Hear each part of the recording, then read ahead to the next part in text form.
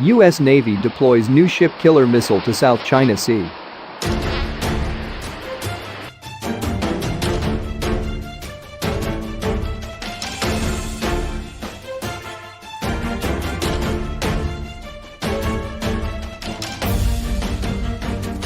It can travel more than 100 nautical miles, passively detect an enemy through imaging stored in its computer brain, and can kill a target so precisely that an operator can tell it to aim for a specific point on a ship, the engine room or the bridge, for example.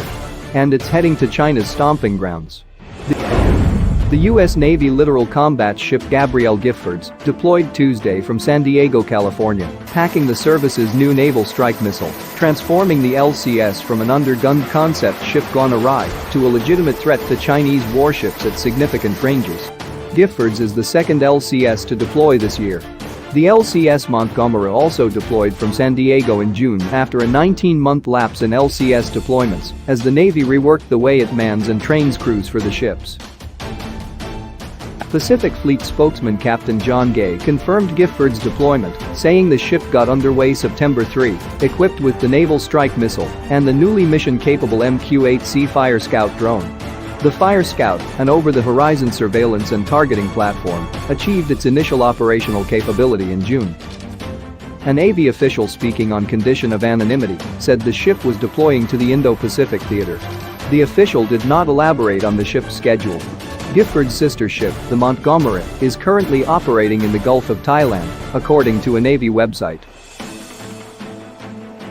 When equipped with the Raytheon Kongsberg-made Naval Strike Missile, or NSM, and Northrop Grumman's Fire Scout for surveillance over the horizon, an LCS sitting off the coast of Virginia Beach, Virginia, could destroy a ship sitting off Cape Hatteras, North Carolina. That's more than 30 miles further than the published range of the current anti-ship missile, the Harpoon, which is in excess of 67 miles.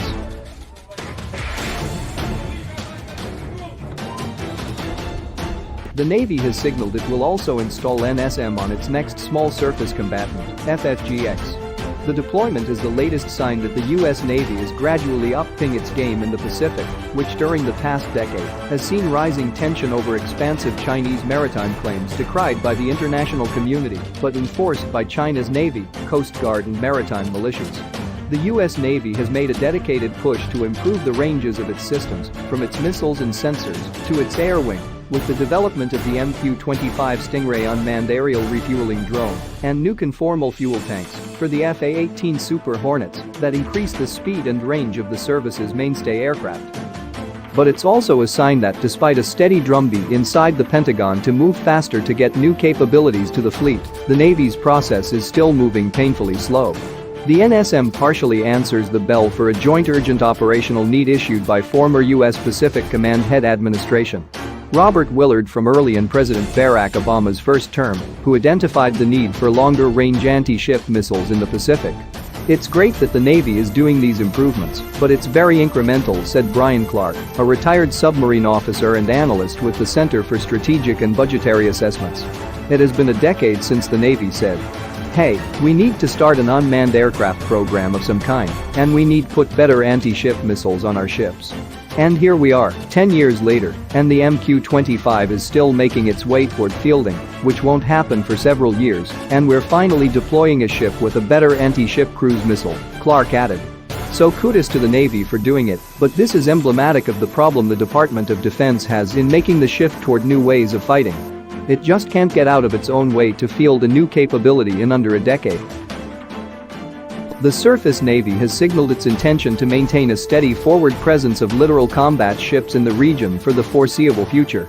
Giffords is the second LCS to deploy under the newly reorganized LCS program. In an August 2018 interview, Navy Surface Warfare Boss Administration Richard Brown told Defense News that once the deployments started, they weren't going to stop. "We are on track with the 2016 Chief of Naval Operations review of the LCS, and I think we will see the first deployments next year, and then happening continuously after that," said Brown, who heads Naval Surface Force Pacific. The Trimarans Montgomery and Giffords would deploy first from the Pacific, then the mono-hulled Detroit and Little Rock on the East Coast, Brown said. Getting a more deadly LCS up and running is critical for the surface navy, which has been rocked by a string of engineering mishaps with the new littoral combat ships, some caused by crew errors, and by the 2017 accidents that claimed the lives of 17 sailors in the Pacific in 2 separate collisions.